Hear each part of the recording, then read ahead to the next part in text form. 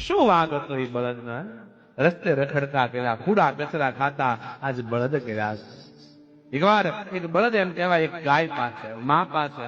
દીકરાને દુઃખ પડે ત્યારે ક્યાં જાય? મા પાસે જાય. જયારે ક્યાંય રસ્તો ન સૂજે ને ત્યારે દીકરો મા પાસે જતો હોય. અને એક બળદ કહેવાય છે એની મા પાસે આવ્યો અને એની માને એ બળદ રડીને કહેવા લાગ્યો, વૃદ્ધ થયેલો, શરીરમાં શક્તિ નહીં, શરીર ટૂંકાણું છે અને ગઢો થયેલો, વૃદ્ધ થયેલો, રસ્તે રખડતો બળદ એની માને કહેવા લાગ્યો, હે માં, શું વાગ હતો મારો જીવનનો માં કે લોકોએ મને આટલો અન્યાય કર્યો છે.